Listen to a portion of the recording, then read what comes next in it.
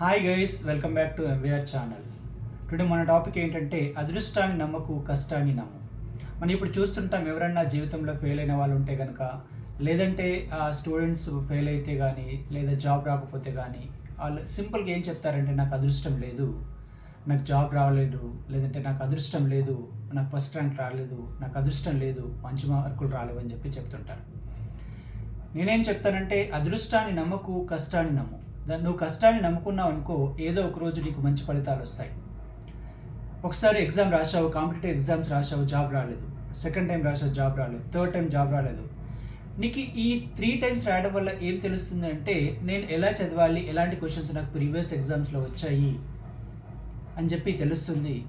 అలా తెలియడం వల్ల ఏవైతే మిస్టేక్స్ మనం ఫస్ట్ టైం, సెకండ్ టైం చేసామో, థర్డ్ టైం ఆ మిస్టేక్ కనుక మనం చేయలేము. ఎందుకంటే ఇది కూడా మనకు ఒక ఎక్స్పీరియన్స్ కదా. ఇలా మనం కంటిన్యూస్గా కష్టపడుతూ ఎగ్జామ్స్ రాస్తూ ఉన్నప్పుడు మనకి ఏదో ఒక రోజు మనకి సక్సెస్ అనేది వస్తుంది. అప్పుడు నేనేం చెప్తానంటే, నువ్వు అదృష్టాన్ని నమ్మకు.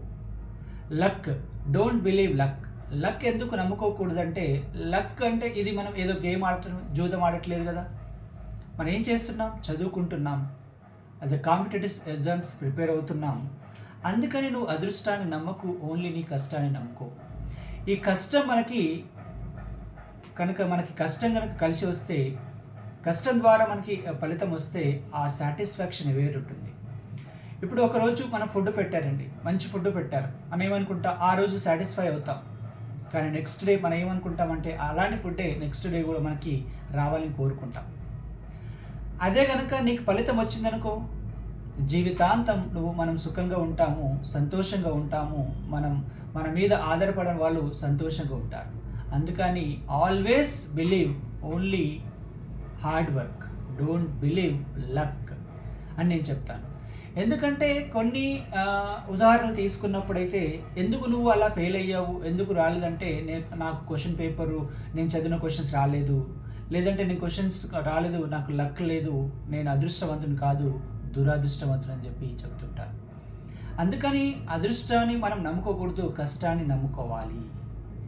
ఇప్పుడు స్టూడెంట్స్ కూడా, ఎవరైతే స్టూడెంట్స్ కాంపిటేటివ్ ఎగ్జామ్స్ రాసే వాళ్ళే కాకుండా అకాడమిక్స్ ఎగ్జామ్స్ రాస్తారు, ఇప్పుడు తక్కువ మార్క్స్ వచ్చాయి కానీ, లేదంటే వాళ్ళు ఎక్స్పెక్ట్ చేసిన మార్క్స్ రాకపోవడం కానీ జరిగినప్పుడు వాళ్ళు ఏమంటారంటే, నాకు లక్ లేదు, నాకు అదృష్టం లేదు, అందుకని నాకు రాలేకపోయింది. ఓకే, ఇది ఒక టైప్ ఆఫ్ పీపుల్ ఉంటారు. లేదా ఇంకొక టైప్ ఆఫ్ పీపుల్ ఎలా ఉంటారంటే, ఎదుటి వాళ్ళని బ్లేమ్ చేయడానికి, వాళ్ళు నాకు సహకరించలేదు, వాళ్ళు హెల్ప్ చేయలేదు, లేదా వాళ్ళు డిస్టర్బ్ చేశారు, అందుకని నేను ఎగ్జామ్ బాగా రాలేకపోయాను, నాకు మంచి రిజల్ట్ రాలేకపోయిందని చెప్పి, ఇది ఇంకొక టైప్ ఆఫ్ పీపుల్స్ ఉంటారు. అందుకని మనం ఏం చేయాలంటే, కష్టాన్ని నమ్ముకోవాలి.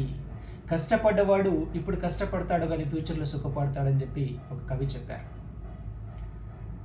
కష్టే ఫలిత అంటే, కష్టపడ్డవాడు ఎప్పుడు కూడా ఫెయిల్ అవ్వడు, వాడు ఎప్పుడో ఒకసారి సక్సెస్ అవుతాడు. ఆ సక్సెస్ అనేది మనకి ఎలా ఉంటుందంటే, జీవితంలో ఒక తీపి జ్ఞాపకంలాగా ఉంటుంది.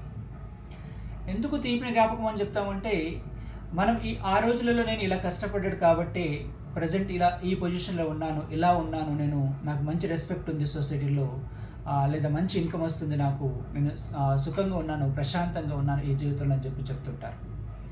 ఇప్పుడు ఎవరైనా సక్సెస్ అయిన పర్సన్ని మనం తీసుకున్నాం అనుకోండి, జీవితంలో సక్సెస్ అయిన వాళ్ళని తీసుకుంటే, వాళ్ళకి సక్సెస్ అనేది ఒక రోజులో కానీ, ఒక 1 మంత్లో కానీ వచ్చింది కాదు.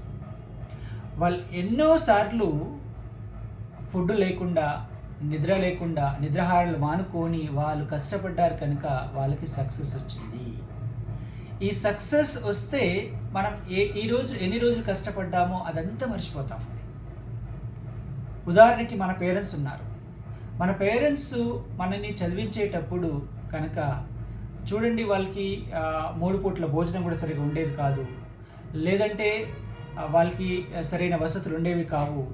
అందుకని వాళ్ళు చదువుకోలేరు. వాళ్ళకి చదువు వాల్యూ తెలుసు కాబట్టి మనని కష్టపడి చదివించారని చెప్పి చెప్తుంటారు మనం కొందరి పేరెంట్స్ చూసినప్పుడు.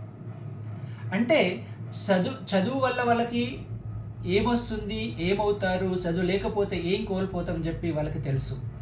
వాళ్ళు లక్కు నమ్ముకోలేదు, కష్టాన్ని నమ్ముకున్నారు, కష్టపడి చదివించారు వాళ్ళ పిల్లల్ని. వాళ్ళు కష్టపడితే కనుక ఫలితం అనేది వస్తుంది. రీసెంట్గా నేను ఒక ఎగ్జాంపుల్ చూశాను న్యూస్ పేపర్లో.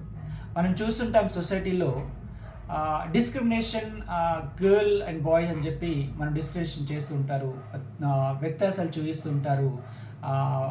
అంటే కుమార్తెకి కుమారుడికి. ఈవెన్ 21st సెంచరీలో కూడా మనకు డిఫరెన్సెస్, జెండర్ డిస్క్రిమినేషన్ అని చెప్పి ఇప్పటికీ ఉంది. మనం ఎక్కడో దగ్గర రోజు వింటుంటాం, మనం చూస్తుంటాం న్యూస్ పేపర్లో కానీ న్యూస్ ఛానల్లో కానీ.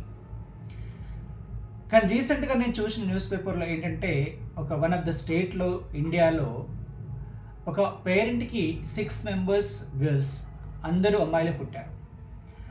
అంటే ఆ ఫాదర్కి సొసైటీ ఎలా చూస్తుంది అంటే, నువ్వు పనికి రావు సొసైటీలో అన్నట్లు చూస్తుంది వాళ్ళకి. కానీ ఆయన అలాంటి వాళ్ళని అంటే వాళ్ళ కూతుర్ని బాగా చదివించేసి మంచి పొజిషన్లో ఉంచడానికి ట్రై చేశాడు, చాలా కష్టపడ్డాడు. అంటే వీళ్ళు అదృష్టాన్ని నమ్ముకోలేదు, కష్టాన్ని నమ్ముకున్నారు. పేరెంట్స్ కష్టపడి వాళ్ళ పిల్లల్ని చదివించేసి ఆ 6 డాటర్స్, 6 అమ్మాయిలు వెల్ సెటిల్డ్. అంటే ద పోలీస్ డిపార్ట్మెంట్లో, ఆర్మీలో, నేవీలో వాళ్ళు సర్వీస్ చేసేస్తున్నారు. ఎంత గ్రేటో కదా. ఎందుకు ఇలా గ్రేట్ అని చెప్తున్నానంటే, 6 గవర్నమెంట్ జాబ్స్. ఈ రోజులలో ఒక్క జాబ్ ఒక్కరికి రావడమే చాలా కష్టంగా ఉంది. అంటే ఈ 6 అమ్మాయిలు వెల్ సెటిల్డ్, చాలా గ్రేట్. ఆ పేరెంట్స్కి ఎంతో మంచి పేరు తీసుకొచ్చారు. అందుకని నేను చెప్తాను, కష్టాన్ని నమ్ము కానీ నువ్వు అదృష్టాన్ని నమ్మకు. Okay, thank you. Will made some other video. Please share, like and comment MVR channel. Thank you very much.